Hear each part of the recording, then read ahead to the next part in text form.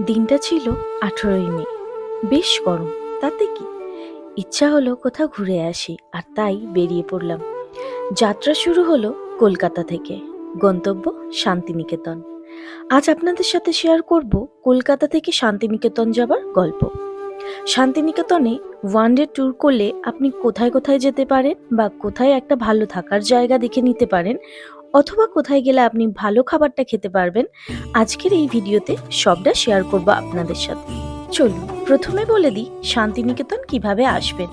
আপনি যদি হাওড়া থেকে আসেন তাহলে আপনি শতাব্দী, সরাইঘাট, কবিগুরু এক্সপ্রেস, এইরকম আরও কিছু এক্সপ্রেস আছে যেগুলো করে আপনি সোজা চলে আসবেন বোলপুর স্টেশনে। অথবা আপনি যদি শিয়ালদা থেকে আসেন তাহলে আপনি উত্তরবঙ্গ, কাঞ্চনকন্যা, পদাতিক এই এক্সপ্রেসগুলো করে সোজা চলে যেতে পারেন বোলপুর স্টেশনে। আর যদি বাসে যেতে চান তাহলে স্প্ল্যানেড থেকে আপনি শান্তিনিকেতনের বাস পেয়ে যাবেন। সকালে ব্রেকফাস্ট সেরে এবার কিন্তু যাব হচ্ছে আমরা শান্তিনিকেতনের দিকে। আর যেতে যেতে রাস্তায় যে সুন্দর দৃশ্যগুলো দেখছিলাম সেটা আপনাদের সাথে শেয়ার করছি। এই যে মাটির বাড়ি, গ্রামের রাস্তা, এগুলোর মধ্যে একটা আলাদা রকম অনুভূতি থাকে যেটা বলে বোঝানো যায় না। আমার তো ভীষণ ভালো লাগে। আপনাদের কেমন লাগে এটা কিন্তু অবশ্যই কমেন্টে জানাবেন। তো চলুন যাওয়া যাক।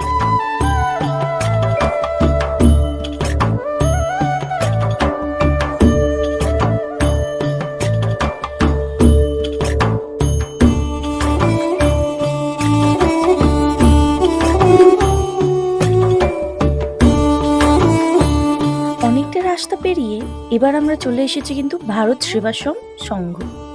এইখানেই আজকে আমরা থাকবো। আর এখানে যে কি কি নিয়ম আছে, কত টাকা ভাড়া, সেটা আপনাদের সাথে শেয়ার করব।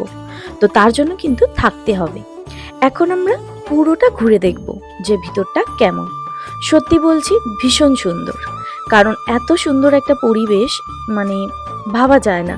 ভীষণ শান্ত, এত বড় জায়গা, অনেক রুম, মানে ফ্যামিলি নিয়ে গেলে কিছু বলার নেই। যদি বাচ্চারাও যায়, খেলার মাঠ আছে, সব রকম ব্যবস্থা আছে। আর এই যে রুমগুলো, এই রুমগুলোর ভাড়া হচ্ছে অনেকটাই কম, ওই 500 থেকে 600 মতো।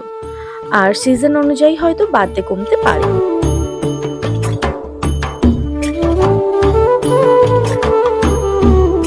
আর এইটা হচ্ছে আর একটা রুম, যেটাই আমরা আজকের জন্য থাকবো। আর এই রুমটার ভাড়া ছিল উইদাউট এসি 800, হয়তো এসি দিয়ে হলে সেটা 1100 বা 1200 এরকম কিছু হতো। তো সঙ্গে কিন্তু একটা ব্যালকনিও পেয়েছিলাম। বাইরের কিন্তু দৃশ্যটা ঠিক এইরকম ছিল। আর বাথরুমও পরিষ্কার ছিল, সব কিছুটা কিন্তু একদম টিপটপ ছিল। সব থেকে বড় কথা ছিল পরিবেশটা অনেকটাই শান্ত ছিল, যেটা হয়তো অনেক জায়গায় গেলে পাওয়া যায় না। যারা এরকম শান্ত পরিবেশ পছন্দ করো তারা কিন্তু একদম গিয়ে থাকতে পারো। আর এটা হচ্ছে খাবার জায়গা। এখন আমরা রেডি হয়ে গেছি, আর এইবার কিন্তু বেরোবো হচ্ছে সাইট সিইং এর জন্য। তো প্রথমেই আমরা চলে গিয়েছিলাম হচ্ছে রবীন্দ্রনাথ ঠাকুরের রবীন্দ্র ভবন। তো এখন পুরো জায়গাটা ঘুরে দেখব, আর এরপর কিন্তু নেক্সট যেখানে যাব সেটা তোমাদের সাথে শেয়ার করব।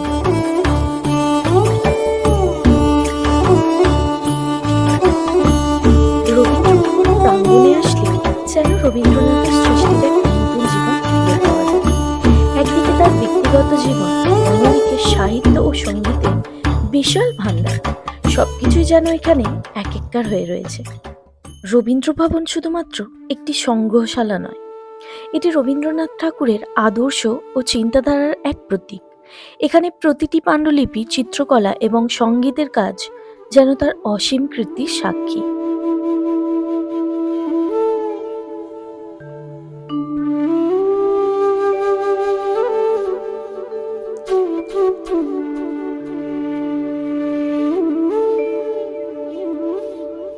রবীন্দ্রনাথ ঠাকুরের জীবন কাহিনীর অনেক অজানা দিকের মতো তার ব্যবহৃত গাড়িও একটি বিশেষ স্মৃতিচিহ্ন।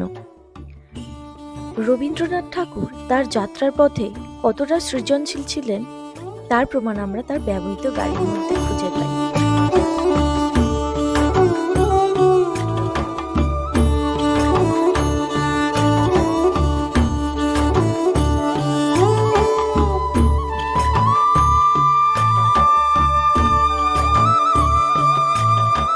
সৃজনী শিল্পগ্রাম একটি বিশ্বস্ত উৎস, যেখানে বাংলার বিভিন্ন শিল্পী ও শিল্পকলা প্রদর্শিত হয়। এটির মাধ্যমে আমরা যেমন বাংলার প্রাচীন শিল্পকথার সাথে পরিচয় হই, তেমনি আধুনিক শিল্পীরাও এখানে তাদের সৃষ্টি প্রদর্শন করে থাকে। সৃজনী শিল্পগ্রাম মানে শুধু মাটি বা কাঠের কাজ নয়, এখানে আপনি পাবেন বাংলার নানা প্রান্তের লোকশিল্প এবং হস্তশিল্পের অসাধারণ সমাহার। আজকের ভিডিওতে আপনাদের সাথে শেয়ার করব এখানে প্রদর্শিত কিছু জনপ্রিয় শিল্পকর্ম। সৃজনী শিল্পগ্রাম একটি সাংস্কৃতিক গ্রাম যা পশ্চিমবঙ্গের বীরভূম জেলার শান্তিপুরে অবস্থিত।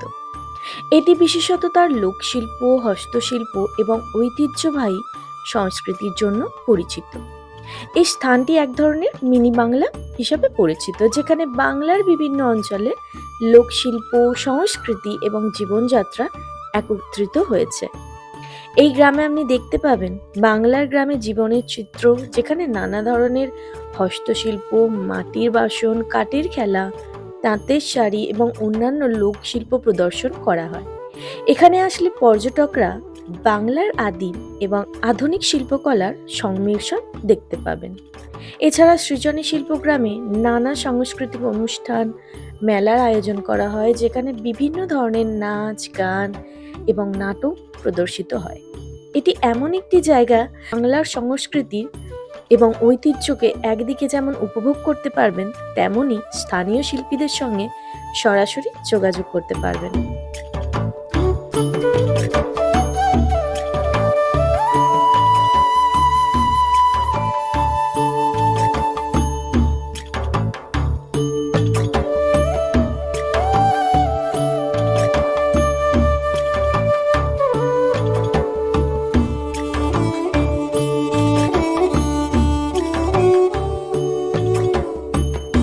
অনেক কিছু ভালো দেখার পর এখন খাবার পালা, তাই চলে এসেছে শকুন্তলা।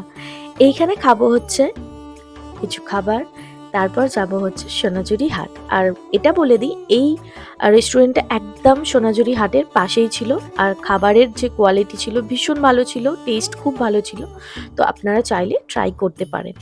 আর এখন আমরা চলে এসেছি সোনাঝুরি হাটে।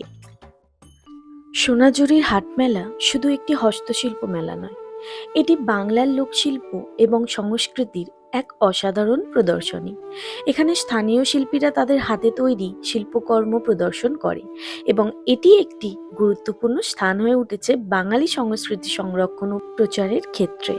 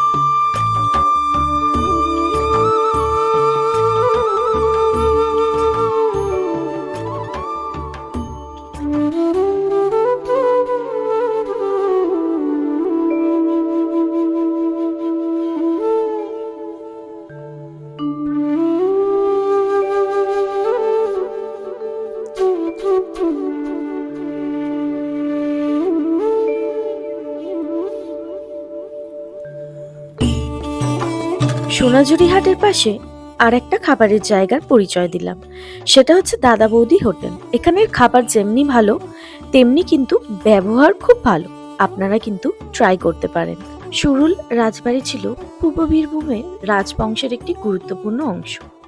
এটি 1800 শতাব্দীতে নির্মিত হয় এবং রাজবাড়ির নির্মাণ শৈলী, ভেতরের পরিবেশ এবং সংগ্রহগুলোর মধ্যে বাংলা রাজনীতি ও সাংস্কৃতিক ঐতিহ্যের একটি সূক্ষ্ম প্রতিফলন দেখা যায়। রাজবাড়িটি তার বিশাল আঙিনা, সুনিপুণভাবে সজ্জিত প্যাভিলিয়ন এবং ঐতিহ্যবাহী শিল্পকর্মের জন্য বিখ্যাত।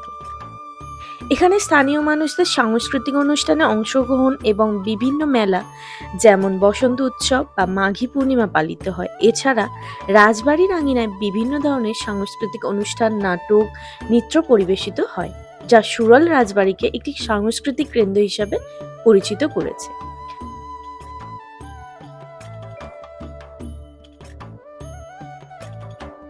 এখন আমরা এসে পৌঁছে গেছি কঙ্কালীতলা মন্দিরে। বাইরের পরিবেশটা এত সুন্দর বলে বোঝাতে পারবো না।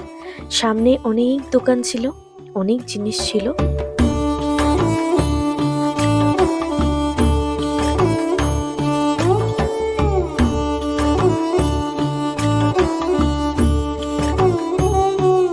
মন্দিরে ঢোকার আগে আপনি কিন্তু পুজোর ডালা পেয়ে যাবেন, আর পুজোর ডালা নিয়ে সোজা যেতে হবে কিন্তু কঙ্কালীতলা মন্দিরে।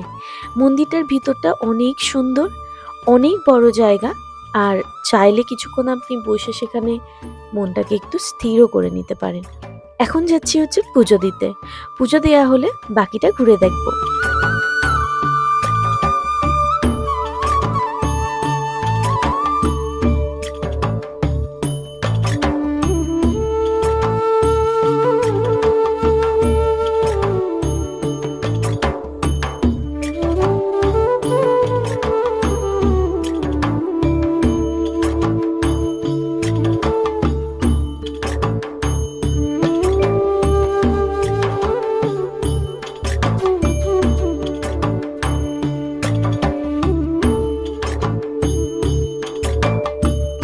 প্রকৃতি ভবন একটি অনন্য স্থান, যেখানে আপনি প্রকৃতির সৌন্দর্য উপভোগ করতে পারবেন, পরিবেশ সংরক্ষণ সম্পর্কে জানতে পারবেন এবং প্রকৃতির সঙ্গে আরও ঘনিষ্ঠভাবে সংযুক্ত হতে পারবেন। এই ভিডিও দেখলে আপনি প্রকৃতি ভবনের সঠিক পরিচিতি পাবেন এবং জানবেন কেন এটি পর্যটকদের জন্য একটি বিশেষ গন্তব্য। তো চলুন পুরোটা ঘুরে দেখা যাক।